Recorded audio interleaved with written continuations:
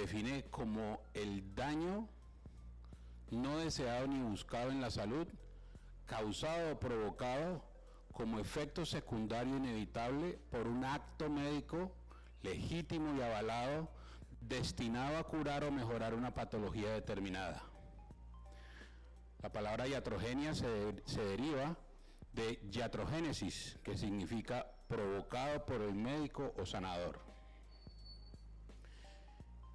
Cuando nos vamos al epitelio respiratorio, vemos cómo en la vía aérea llueven cantidad de partículas y bacterias y gérmenes que se quedan atrapados en esta capa espesa del moco, y el moco es barrido por estas cilias que están moviendo el moco de adentro de los bronquios hacia la garganta y de los senos paranasales hacia la garganta. Estas glándulas mucosas todo el tiempo están produciendo o regenerando este moco. Recuerden, todos nosotros todos los días barremos como adultos sanos, barremos 240 mililitros, un vaso de moco desde los bronquios y desde los senos paranasales hasta la garganta. Todos los días deglutimos un vaso de moco y ninguno de nosotros escupe todos los días un vaso de moco. ¿Eso qué quiere decir? Que no es cierto que tenemos que hacer cosas extranaturales para evacuar el moco. Estamos diseñados para toser y tragar estas secreciones, procesar y finalmente defecar lo que nos sobra. El epitelio respiratorio, y sobre todo en los niños, es afectado principalmente por virosis respiratorias. Es la afección más común de los niños.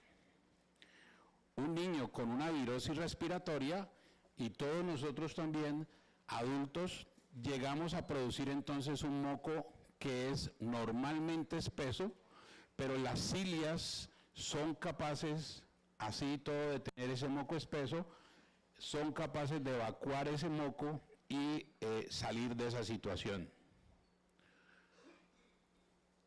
Existe entonces una serie de pacientes que sufren de patologías desde el punto de vista respiratorio, patologías congénitas de tipo genético que les van a generar daño pulmonar crónico.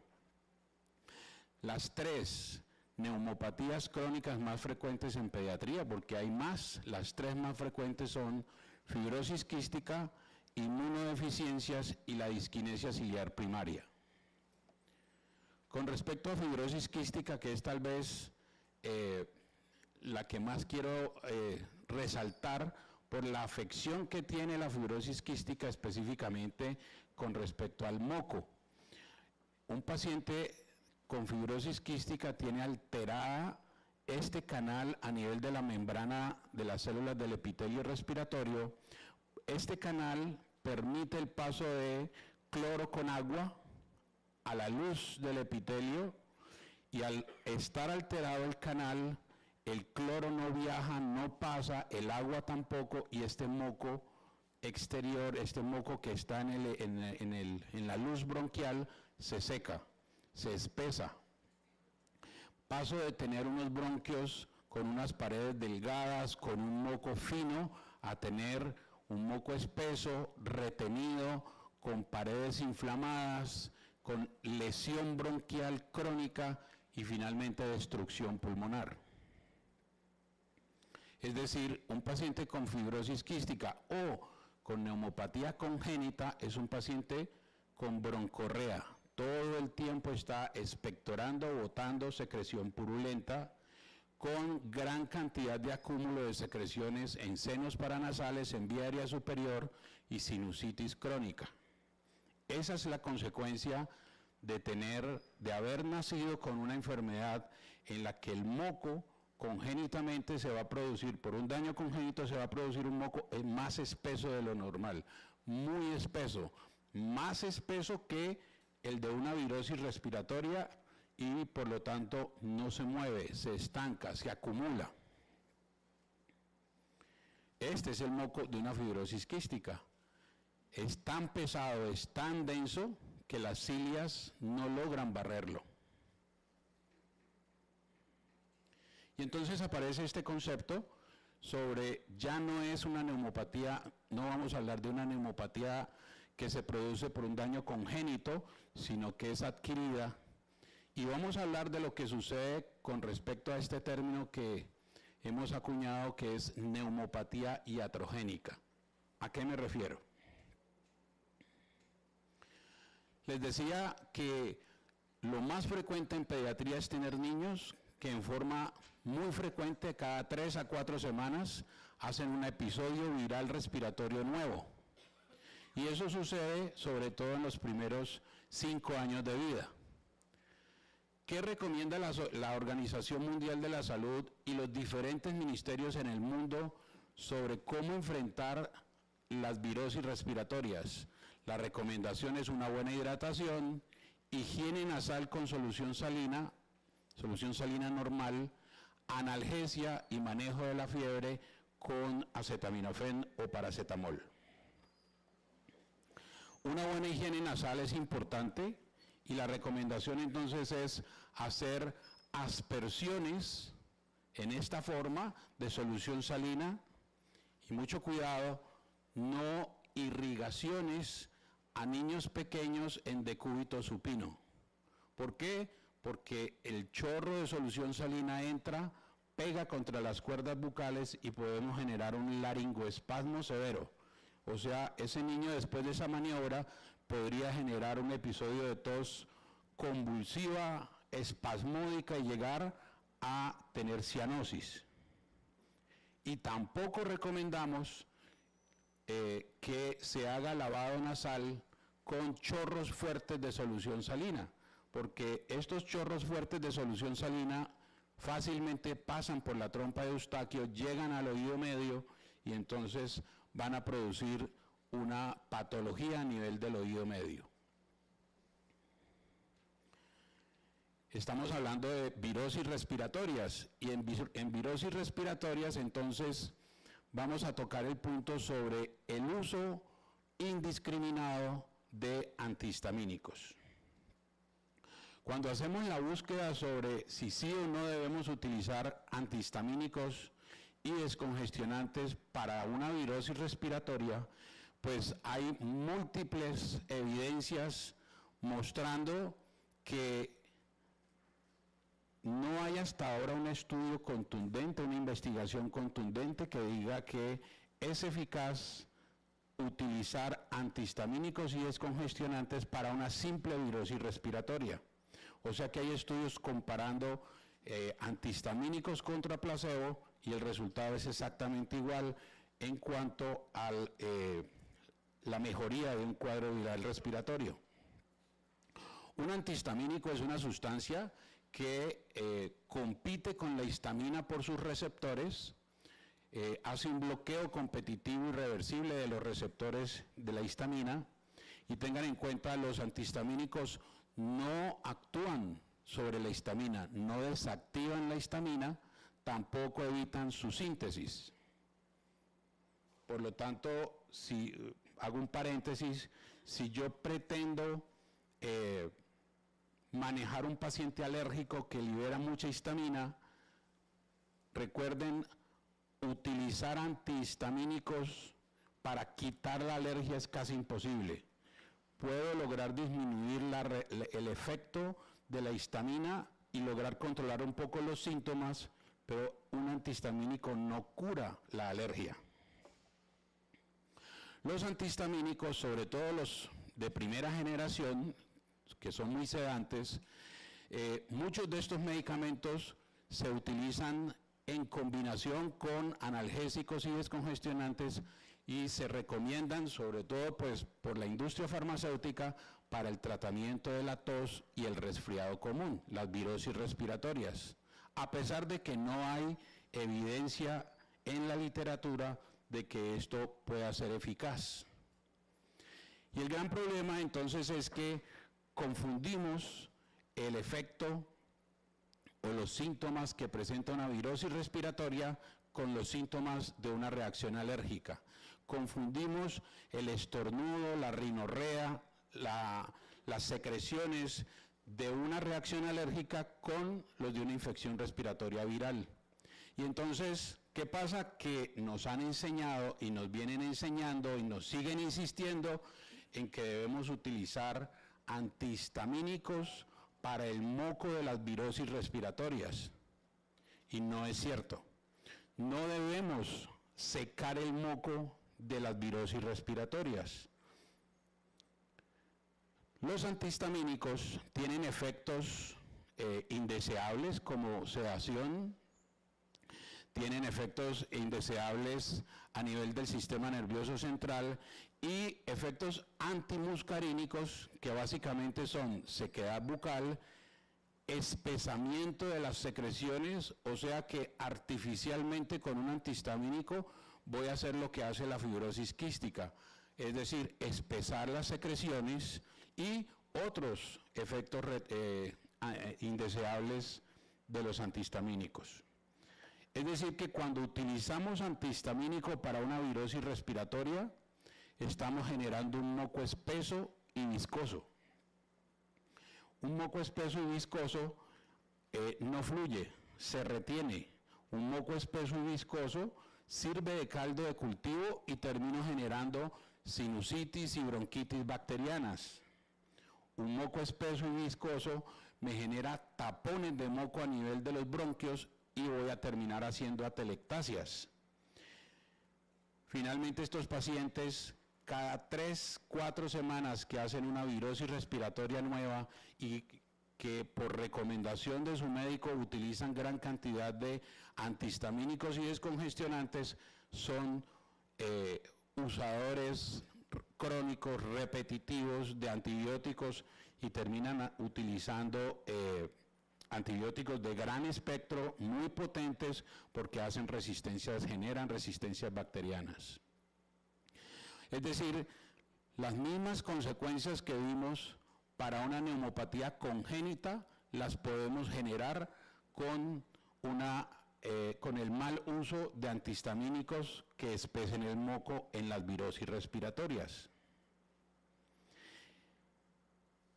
Y debemos alertarnos también con medicamentos que tienen también efecto antimuscarínico, que compiten con la acetilcolina, que son medicamentos parasimpaticolíticos o anticolinérgicos, y los más representativos son la atropina, la escopolamina y el bromuro de ipratropio.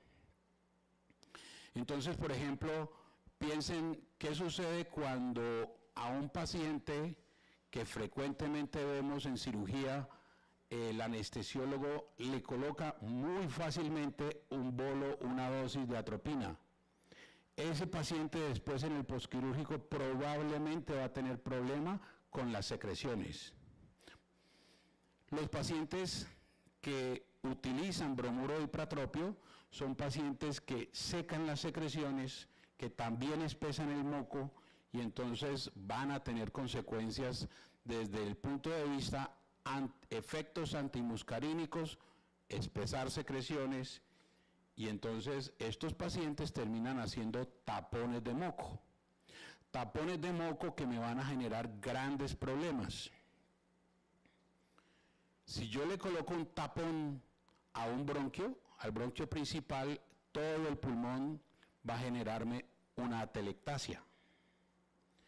Y entonces, por ejemplo, este caso es un niño de 2 años de edad que consulta hace aproximadamente 1 año a su pediatra.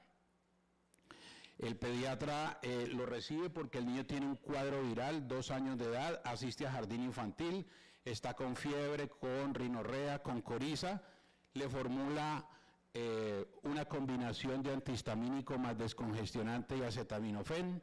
El paciente no mejora, persiste febril, persiste con mucha congestión. Su madre asiste a urgencias y en urgencias le toman esta placa de tórax, encuentran que adicionalmente el niño tiene sibilancias, tiene tos, tiene algo de dificultad para respirar, y con esta placa de tórax observan esta imagen, que como que hay algo de infiltrados, que como que quieren borrar la silueta cardíaca, placa que en la placa lateral vemos claramente se evidencia aquí una banda que nos dice, ese paciente tiene una atelectasia. Y si yo me devuelvo, no es tan claro que aquí haya realmente un broncograma aéreo, una gran condensación con broncograma aéreo. Sin embargo, el radiólogo informa que el paciente tiene infiltrados que tienden a consolidarse en el lóbulo medio. Conclusión, el paciente termina hospitalizado, 5 días de antibiótico endovenoso, más salbutamol, más esteroide. Y a los 6 meses se repite exactamente el mismo cuadro, y entonces este paciente llega a urgencias nuevamente el paciente previamente utiliza antihistamínicos, descongestionantes, acetaminofén, no mejora, llega a urgencias y otra vez comienza a inquietarle al grupo médico que aquí como que hay algo. Y en la lateral otra vez aparece esta imagen que nos dice, allí hay una atelectasia. Y el radiólogo, nuevamente otro radiólogo informa que ahí hay una consolidación. Conclusión, otra vez es hospitalizado, 5 días de antibiótico endovenoso, salbutamol, esteroide, sale para la casa. Ese paciente claramente tiene, al ampliar la historia clínica, episodios virales normales para la edad, pero episodios que se acompañan de sibilancias y tos. Ese paciente no ha sido diagnosticado como asmático, ese paciente inicia tratamiento con esteroide inhalado hace aproximadamente 2 meses y hoy en día tiene una placa de tórax. ¿Por qué tomamos una placa de tórax si el paciente está bien? Porque tiene 2 placas previas con atelectasia en el mismo sitio. Puede tener un cuerpo extraño. No, el paciente no tiene absolutamente nada, no tiene ninguna lesión a ese nivel y su placa lateral no muestra esa banda, ese signo de atelectasia. El paciente hoy en día está clínicamente mucho mejor, sigue haciendo virosis respiratorias, se rescata con cada virosis respiratoria utilizando salbutamol y esteroide inhalado y hoy en día no ha vuelto a repetir esas hospitalizaciones. Pero tampoco ese paciente hoy en día utiliza para sus virosis respiratorias antihistamínico descongestionante. Con mucha frecuencia en urgencias vemos esta imagen, este caso, una imagen que sugiere una condensación y con mucha frecuencia se nos olvida pedir la placa lateral o ni siquiera la vemos. Y resulta que claramente los pacientes, esto que simula una neumonía, en estos casos es una atelectasia. Y si yo indago un poco más, voy a encontrar pacientes que tienen además síntomas de ser asmáticos. Bien, este es otro caso en el que nuevamente vemos un paciente que consulta por un cuadro similar, toman esta placa de tórax, nos interconsultan y con este paciente tempranamente, a pesar de que tenía esta imagen de congestión parailiar derecha, con esta placa donde muestra que el retrocardíaco de este paciente es limpio, que tiene un gran atrapamiento aéreo, le damos manejo en fase aguda para una crisis asmática, no utilizamos antibióticos y el paciente evoluciona favorablemente.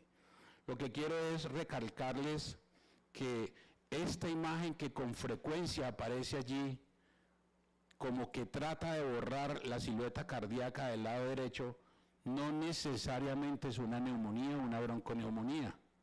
Para eso tenemos entonces que pedir reactantes de fase aguda, para eso tenemos que observar al paciente, por eso lo tenemos en observación de urgencias y lo podemos seguir al menos por 24 horas para definir si se comporta como una infección bacteriana y si le inicio o no antibiótico. Y algo importante es que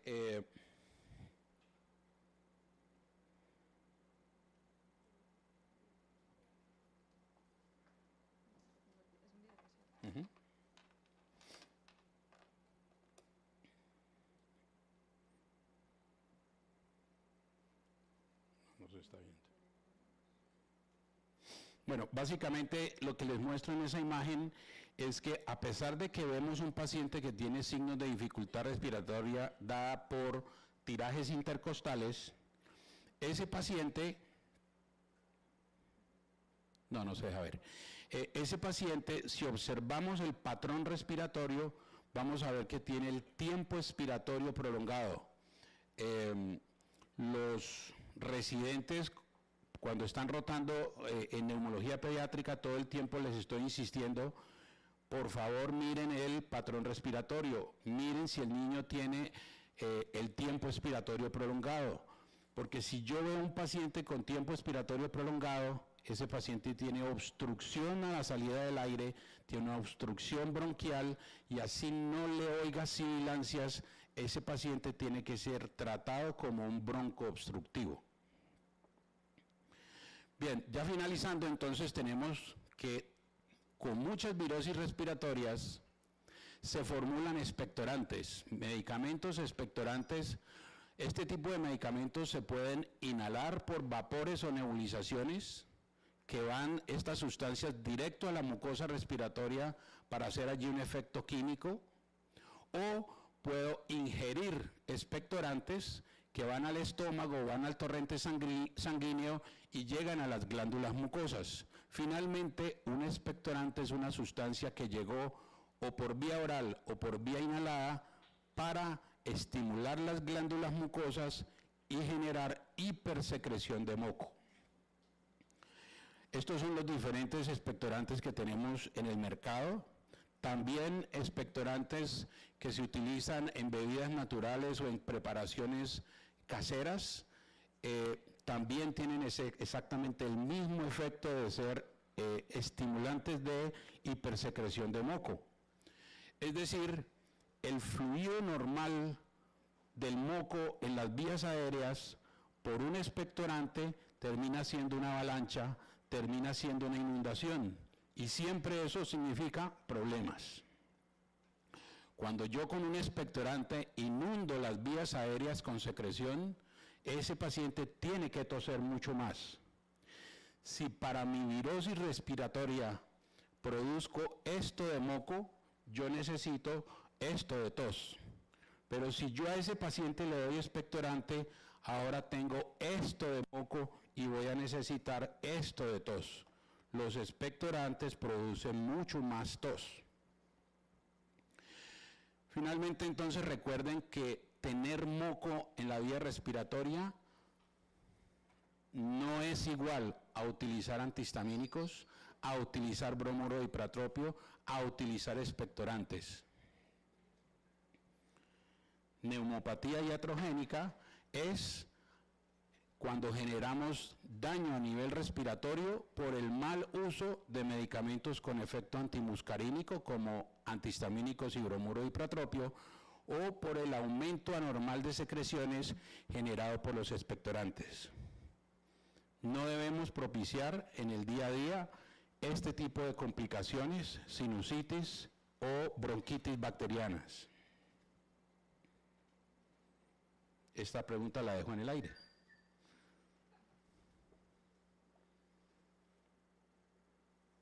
Muchas gracias. Muchísimas gracias, doctor Ordóñez, por esta excelente presentación. Vamos a ir con unas preguntas del público.